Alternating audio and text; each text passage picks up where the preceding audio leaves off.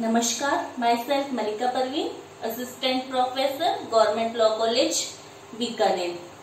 LLB second year के subject international law में आज हम देखते हैं कि अंतर्राष्ट्रीय विधि के क्या आधार क्या है, उसके स्तंभ क्या है, यानी अंतर्राष्ट्रीय विधि की क्या बेसिस क्या है, जिनके आधार पे हम ये तय कर सकते हैं कि अंतर्राष्ट्रीय विधि वास्तव में विधि है या नहीं है। तो उसके आधार को हमने दो भागों में बांटा है। फर्स्ट यानी basis of international law, first part में हमने देखा है कि मेन थ्योरीज क्या है। दो मेन थ्योरी है जो आधार, वो मुख्य दो आधार हैं। अन्य जो आधार है वो 6 है। अन्य थ्योरीज जो है वो 6 है, यानी इंटरनेशनल लॉ के जो आधार स्तंभ है प्रमुखतः तो 2 है और जो अन्य है वो 6 है। ठीक है, उसको हम 1 by 1 करके देखते हैं। सबसे पहले आता है theories of as to law of nature, प्रकृतिवादी सिद्धांत या प्रकृतिवादी आधार। यानी प्रकृतिवादी आधार क्या कहता है? प्रकृतिवादी आधार के मुख्य को मानने वाले मुख्य विधि शास्त्री कौन कौन से हैं वो हम पहले देखते हैं। ग्रोशियस है, वाटेल है, वुल्फेनड्राफ है और क्रिश्चियन थॉमसियस है। ये प्रकृतिवादी आधार के समर्थक हैं। क्वेश्चन नेट में वगैरह ये पूछा जाता है कि प्रकृतिवादी सिद्धांत को मानने वाले विधि शास्त्री कौन से हैं, या एक नाम देके पूछ लिया जाता है। ठीक है, तो ये 4 नाम है, ग्रोशियस, वाटेल, वुल्फेनड्राफ और क्रिश्चियन थॉमसियस। प्रकृतिवादी आधार के समर्थकों का मानना है, यानी इस मत के समर्थकों का मानना है कि अंतर्राष्ट्रीय विधि प्राकृतिक विधि, लॉ ऑफ नेचुरल लॉ या प्राकृतिक विधि का ही भाग है। प्रारंभ में जब कोई विधि नहीं थी उस समय नैसर्गिक विधि या प्राकृतिक विधि ही विद्यमान थी। प्राकृतिक विधि को क्या माना जाता था? दैवीय विधि, यानी ये देवों द्वारा या ईश्वर प्रदत्त विधि है, यानी ईश्वर द्वारा जो आदेश दिया जाता है, जो ऑर्डर दिया जाता है, वो नेचुरल लॉ मानी जाती थी।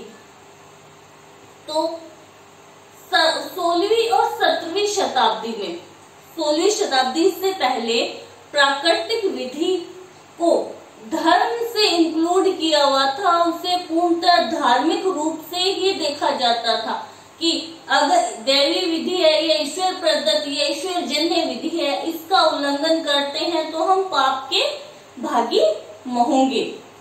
तो वो पूर्ण रूप से धर्म उसमें इंक्लूड माना जाता था। लेकिन 16वीं और 17वीं शताब्दी में प्रोफेसर ग्रोशियस ने प्राकृतिक विधि का धर्मनिरपेक्ष स्वरूप प्रस्तुत किया, यानी प्राकृतिक विधि को, नेचुरल लॉ को धर्म से पृथक कर दिया। किसने किया? प्रोफेसर ग्रोशियस ने किया। प्राकृतिक विधि का धर्मनिरपेक्ष स्वरूप प्रस्तुत करने वाले विधि शास्त्री कौन से हैं? प्रोफेसर ग्रोशियस हैं। फिर प्राकृतिक विधि जब धर्म से अलग हो गई तो उसमें प्राकृतिक विधि में क्या खोजे जाने लगा? फिर माने 18वीं शताब्दी में प्राकृतिक विधि में तर्क, रीजन को खोजा जाने लगा कि प्राकृतिक विधि वही है जो तर्क के अनुसार, जो रीजन के अनुसार, या जो कार्य और कारणों से संबंधित है वो तर्क देखा जाने लगा। यानी प्राकृतिक विधि में तर्क कब देखे जाने लगा? 18वीं शताब्दी में। और तर्क को प्रस्तुत करने वाले या तर्कोचित प्राकृतिक विधि का स्वरूप प्रस्तुत करने वाले विधि शास्त्री हैं वाटेल। यानी इन्होंने कहा, वाटेल ने कहा कि प्राकृतिक विधि में क्या है, तर्क समाहित है। कोई भी कार्य बिना कारण नहीं होता है, उसके पीछे मनुष्य अपनी तार्किक बुद्धि का यूज करता है। तो प्राकृतिकवादी आधार वाले विधि शास्त्री ये मानते हैं कि प्राकृतिक विधि का ही भाग कौन सी विधि है, अंतर्राष्ट्रीय विधि है। तो अंतर्राष्ट्रीय विधि को हर राज्य इसलिए अपनाता है, तर्क के कारण अपनाता है, उसमें कुछ रीजन होता है। वो प्राकृतिक विधि को जिस तरह हर व्यक्ति अपने ऊपर बाध्य मानता है, उसी प्रकार अंतर्राष्ट्रीय विधि को हर राज्य अपने ऊपर बाध्य मानता है, या वो उसका सहमति से उसको बाध्य राज्य होने के कारण वो उसको अपना बाध्य मानता और उसका इंटरनेशनल लॉ का वो पालन करता है। तो प्रकृतिवादी विचारधारा वाले विधि विशेषज्ञों का मानना है कि इंटरनेशनल लॉ प्राकृतिक विधि का ही भाग है, इसीलिए राज्य उसका पालन करने के लिए बाउंड है। ठीक है, फिर आता है इसकी आलोचना, प्रकृतिवादी सिद्धांत की आलोचना।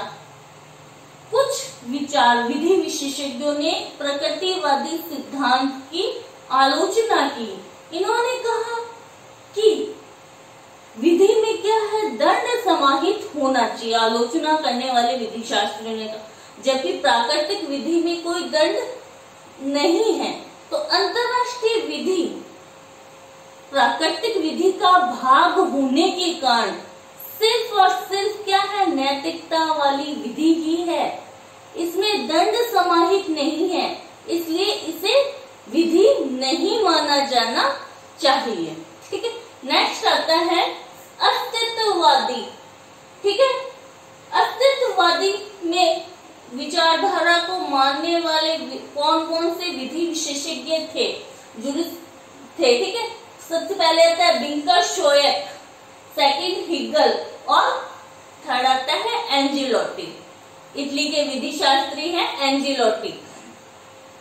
अस्तित्ववादी विचारधारा के मानने वाले विधि शास्त्रियों का मत है कि अंतर्राष्ट्रीय विधि वास्तव में क्या है, राज्यों द्वारा जो व्यवहार किया जाता है, वास्तव में राज्य के द्वारा जो व्यवहार किया जाता है या जैसे राज्य आचरण करता है, वो आचरण ही क्या है, इंटरनेशनल लॉ है।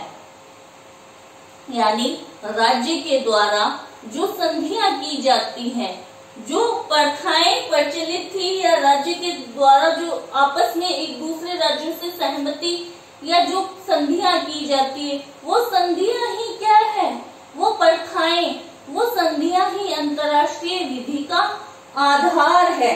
यानी ये क्या मानते हैं अस्तित्व वाली, ये मानते हैं कि राज्य का वास्तविक जो व्यवहार किया जाता है वो ही इंटरनेशनल लॉ के नियम है, वो ही अंतर्राष्ट्रीय विधि के नियम विनियम हो जाते हैं।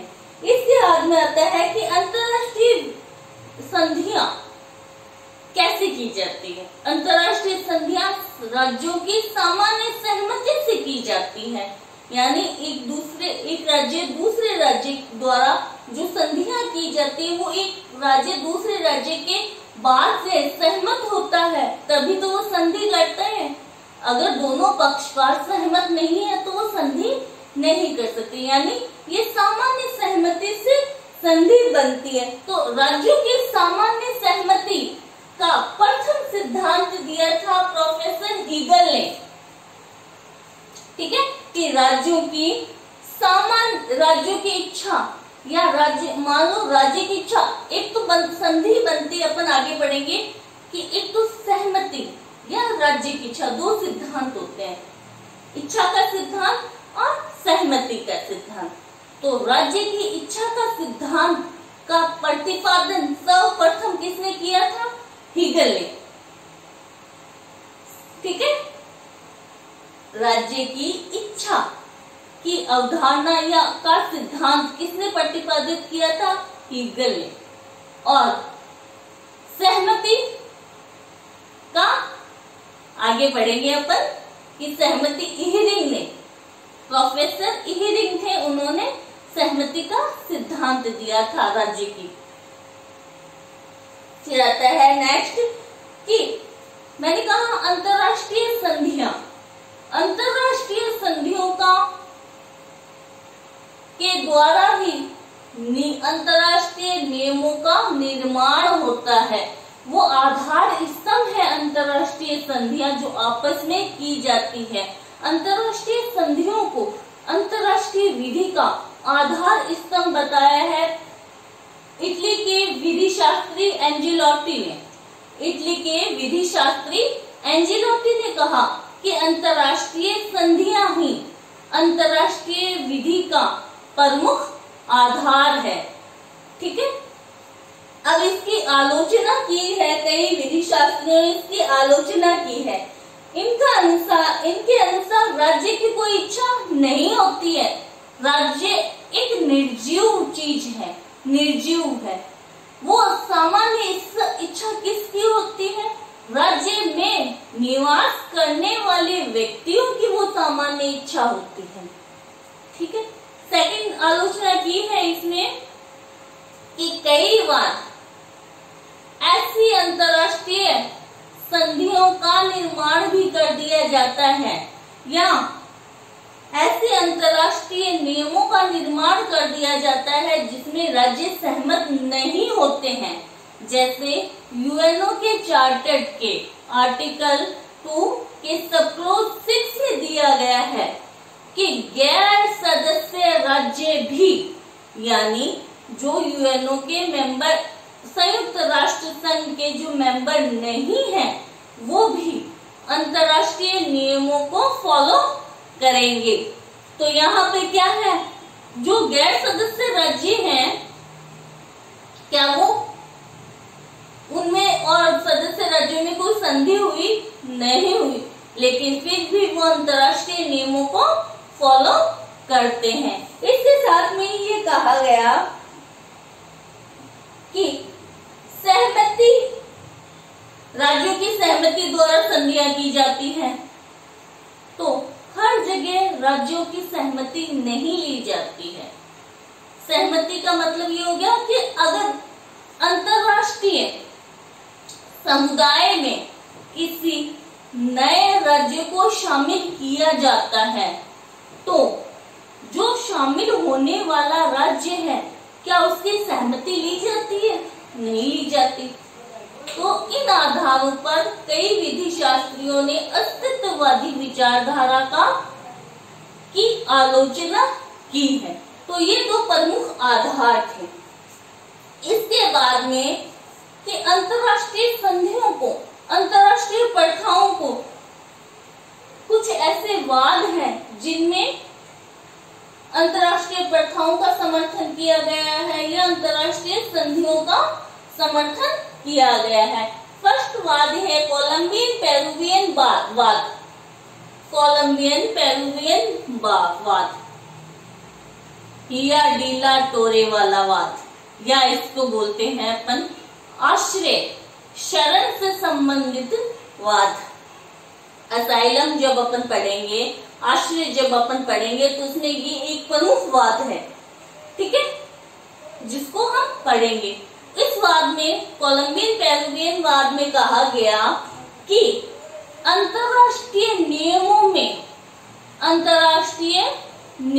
में अंतरराष्ट्रीय प्रथाओं, यानी ऐसी प्रथाएं जो लगातार चली आ रही हैं, उनको भी महत्व दिया जाता है। उन प्रथाओं से ही अंतरराष्ट्रीय नियम या अंतरराष्ट्रीय विधि का निर्माण होता है। नेक्स्ट आता है एंग्लो नॉर्वेजियन मत्स्यवाद। इसमें कहा गया कि राज्य जो संधियां करते हैं आपस में, वो संधियों के द्वारा भी अंतरराष्ट्रीय विधि का निर्माण होता है।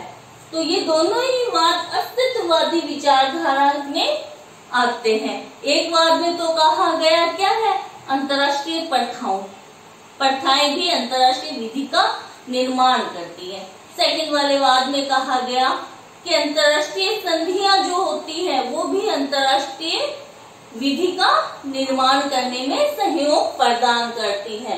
वास्तव में दोनों विचारधारा, प्रमुख जो विचारधाराएं थी, इनको देखने के बाद में अब सही आधार क्या है वास्तव में। एक तो कहते हैं प्रगतिवादी विचारधारा वाले हैं, दूसरी साइड अस्तित्ववादी विचारधारा वाले हैं। तो अंतरराष्ट्रीय विधि का वास्तव में कौन सा सही आधार है या उसका क्या सही स्वरूप है। तो अंतरराष्ट्रीय विधि का वास्तव में जो स्वरूप है वो है अस्तित्ववादी विचारधारा या पॉजिटिव वाले मानते हैं। ठीक है, क्यों मानते हैं?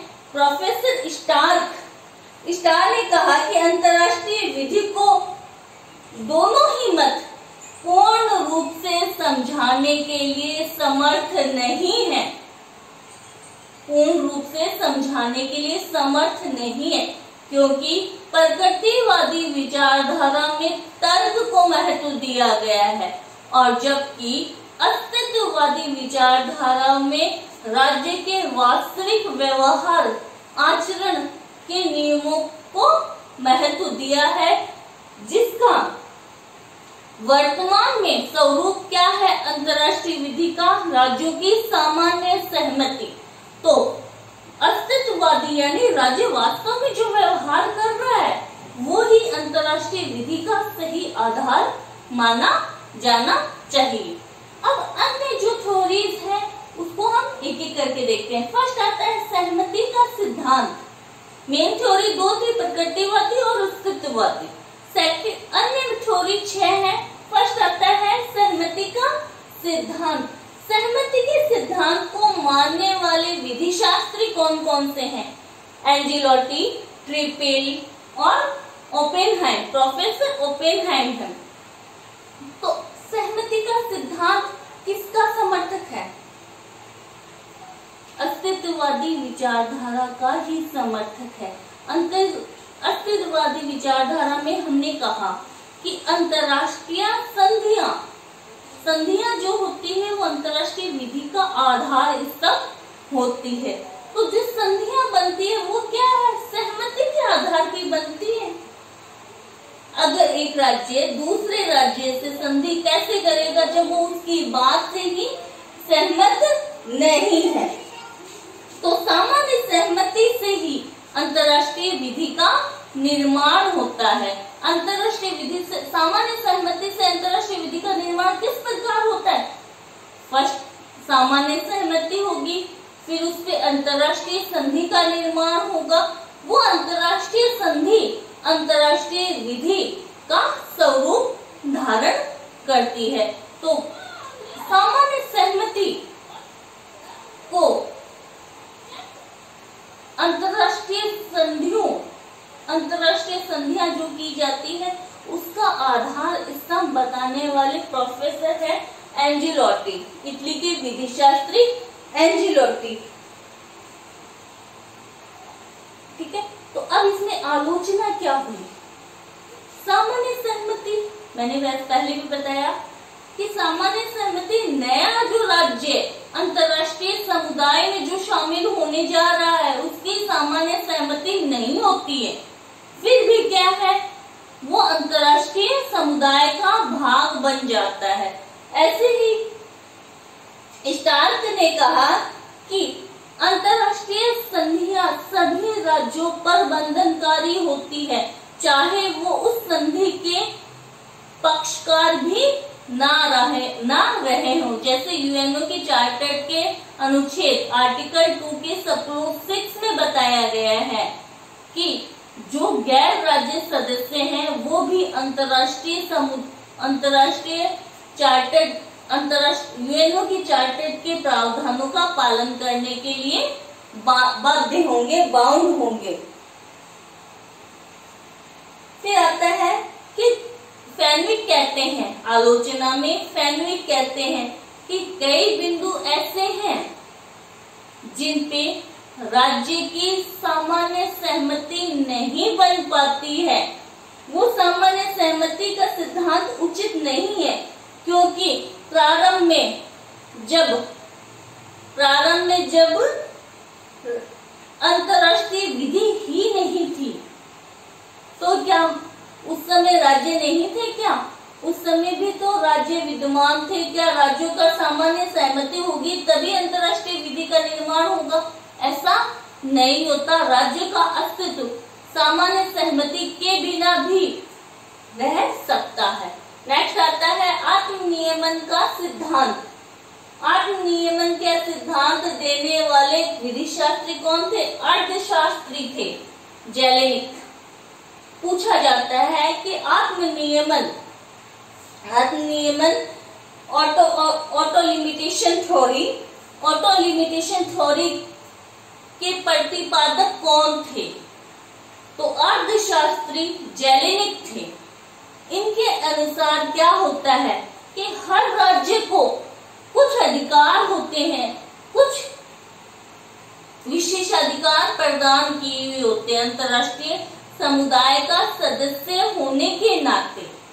तो हर राज्य को अधिकार प्रदान किए गए हैं, तो वो अपने अधिकारों की सुरक्षा के लिए अपने कर्तव्य को भी याद रखता है और दूसरे राज्यों के अधिकारों की सुरक्षा या रक्षा करता है। यानी वो क्या करता है? राज्य अपनी स्वयं की शक्तियों को सीमित करता है, अपने विशेषाधिकारों को अल्प करता है, न्यून करता है, कम करता है और कम करके अंतरराष्ट्रीय समुदाय के अन्य सदस्य राज्यों के अधिकारों की रक्षा करता है। ये मत भी अस्तित्ववादी विचारधारा का ही समर्थक है। क्यों है? क्योंकि यहाँ पर भी जो अंतरराष्ट्रीय संधियां हो रही है, उन संधियों के द्वारा एक राज्य दूसरे राज्य से जब संधि करता है तो वो अपने अधिकारों को न्यून करता है, कम करता है, ठीक है, कम करके वो दूसरे के अधिकारों को सुरक्षित करता है। आत्मनियमन का सिद्धांत यहाँ पर है, वो स्वयं पर नियंत्रण लगाता है। जबकि आलोचना में कहा गया, कई विधि शास्त्रियों ने आत्मनियमन सिद्धांत के सिद्धांत की आलोचना की। कहा कि कोई भी राज्य स्वयं पर नियंत्रण लगाने में सक्षम नहीं है। जहां उसको लॉस होगा वो अपने पे लगाया गया नियंत्रण स्वयं हटा लेगा, ठीक है, जब चाहे वो नियंत्रण से मुक्त हो सकता है। आत्मनियमन का सिद्धांत क्या है? एक भ्रामक सिद्धांत है। यानी ऐसा कोई सिद्धांत नहीं है कि जो राज्य को अपने आप ही शक्तियों को कम कर सके और अंतरराष्ट्रीय समुदाय के अन्य सदस्यों के अधिकारों की पूर्ति कर सके। थर्ड आता है मौलिक अधिकारों का सिद्धांत। मौलिक अधिकारों का सिद्धांत में के विधि शास्त्रियों का मानना है कि जिस प्रकार व्यक्ति जन्म से कुछ स्वतंत्रताओं को लिए हुए उत्पन्न होता है,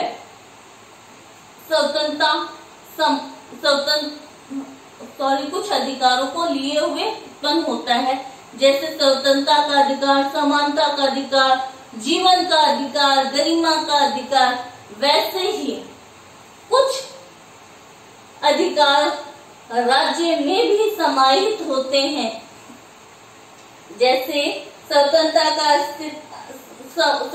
का अधिकार, समानता का अधिकार और सब अस्तित्व की सुरक्षा का अधिकार। यानी इन विधि शास्त्रियों का मानना है कि कोई भी राज्य जब अंतरराष्ट्रीय समुदाय का सदस्य बनता है तो उसने स्वतंत्रता, समानता और सब अस्तित्व की सुरक्षा यानी अपनी सॉवरेनिटी की सुरक्षा के अधिकार उसमें समाहित होते हैं। अंतरराष्ट्रीय समुदाय में जब वो शामिल होता है तो इन अधिकारों के साथ ही शामिल होता है। कोई भी राज्य उसे मान्यता दे के ये अधिकार प्रदान नहीं करते हैं, वो अधिकार उसके निर्माण के समय से ही उसमें अस्तित्व में रहते हैं। तो इसकी आलोचना की है प्रोफेसर ब्राइलरी ने। प्रोफेसर ब्राइलरी कहते हैं कि कोई भी राज्य कोई भी राज्य जब अंतर्राष्ट्रीय समुदाय का सदस्य बनता है तो उसमें वो अधिकार निहित होते हैं। हाँ, तो वो अधिकार उसमें आए कहां से? तो ब्राइलरी ने कहा कि मान्यता प्रदान करने से वो अधिकार उसमें आते हैं। यानी अंतर्राष्ट्रीय नियमों के द्वारा किसी नए राज्य को अंतर्राष्ट्रीय समुदाय का सदस्य बनाया कब जाता है? मान्यता के द्वारा। तो मान्यता के द्वारा ही उसे ये अधिकार प्रदान किए जाते हैं। इनके बिना मान्यता के बिना उस नए राज्य का कोई अस्तित्व नहीं होता है। नेक्स्ट आता है नैतिकता विधि का आधार। नैतिकता विधि का आधार ब्राइलरी के अनुसार विधि का अर्थ क्या है? विधि का अर्थ है विधि का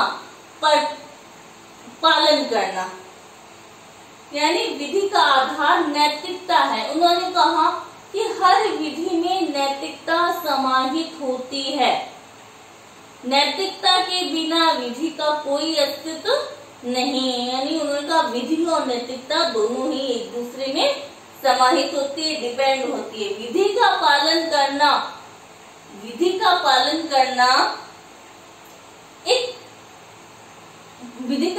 करना एक नैतिक कर्तव्य है।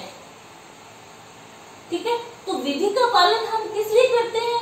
अपने नैतिक ड्यूटी के पालन करने के लिए, नैतिक कर्तव्य का पालन करने के लिए। उसी प्रकार जिस प्रकार अन्य विधियों की हम पालना किस लिए करते हैं? नैतिकता का हमारा जो कर्तव्य है उसको पूरा करने के लिए। इसी प्रकार अंतर्राष्ट्रीय विधि का भी पालन हम क्यों करते हैं? अपने नैतिक कर्तव्य का पालन करने के लिए करते हैं। नेक्स्ट आता है सामाजिक आधार। सामाजिक आधार क्या है? कि समाज में कोई भी व्यक्ति स्वतंत्र रूप से अपना अस्तित्व नहीं रख सकता, उसे एक दूसरे पर डिपेंड रहना पड़ता है। एक दूसरे के मध्य वो क्या है? अधीनता होती है कि एक व्यक्ति किसान है तो अन्य व्यक्ति उस किसान पर अन्न लेने के लिए डिपेंड है। खरीदने वाला है, बेचने वाला, मतलब एक श्रृंखला होती है कि किसान कहते थे मुझे तो किसी की आवश्यकता नहीं है। ऐसा नहीं हो सकता, उसे भी बीज लेने के लिए दूसरे व्यक्ति की आवश्यकता पड़ेगी, काम करवाने के लिए दूसरे व्यक्ति की आवश्यकता पड़ेगी। तो इसे बोलते हैं सामाजिक समेकितता, कि कोई भी व्यक्ति स्वतंत्र रूप से अस्तित्व में नहीं रह सकता, उसे समाज के अन्य व्यक्तियों पर डिपेंड रहना पड़ता है, अधीन रहना पड़ता है कुछ कार्यों के लिए। इसे बोलते हैं सामाजिक समेकितता।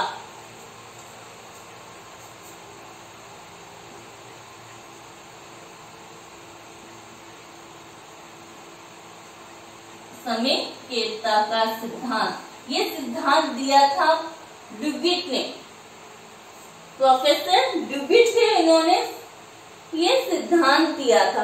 तो इनके अनुसार वो सामाजिक समेकितता समाज में ही विद्यमान नहीं है, अंतरराष्ट्रीय क्षेत्र में भी विद्यमान है। कोई भी एक राज्य, कोई भी एक राष्ट्र स्वतंत्र रूप से अस्तित्व में नहीं रह सकता, उसे भी अन्य राष्ट्रों पर के अधीन या उन पर निर्भर रहना पड़ता है। कोई भी राष्ट्र, राज्य स्वतंत्र रूप से उन्नति नहीं कर सकता, उसे अन्य पर डिपेंड रहना पड़ता है। एंड लास्ट आता है आधार पैक्टा सेंट सर्वेंटा। पैक्टा सेंट सर्वेंटा के उद्भवक या उसको सिद्धांत के जन्मदाता कौन माने जाते हैं? इटली के विधि शास्त्री एंजेलोटी माने जाते हैं। इनके अनुसार ये सिद्धांत पैक्टा सेंट सर्वेंटा भी अस्तित्ववादी विचारधारा पर आधारित है। प्रोफेसर एंजेलोटी कहते हैं कि अंतर्राष्ट्रीय विधि का आधार क्या है? अंतरराष्ट्रीय संधियां है।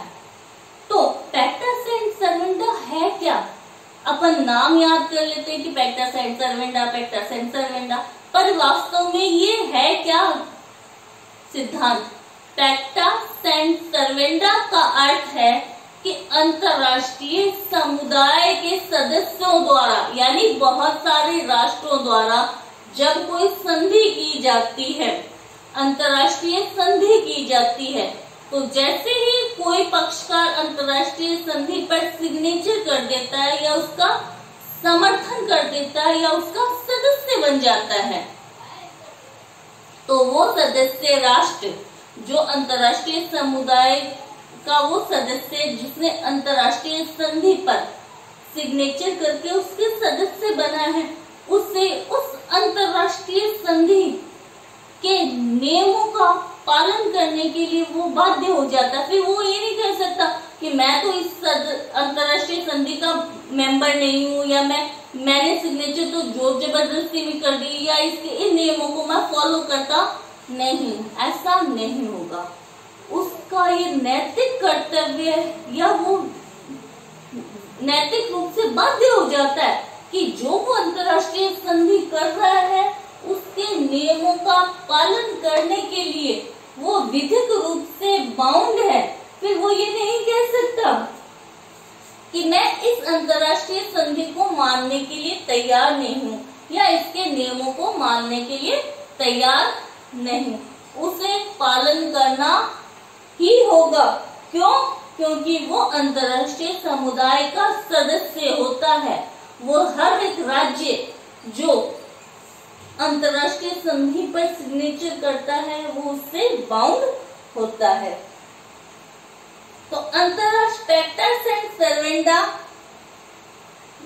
की मूल जो आलोचना हुई वो ये है कि इन्होंने सिर्फ अंतरराष्ट्रीय संधियों को ही महत्व दिया।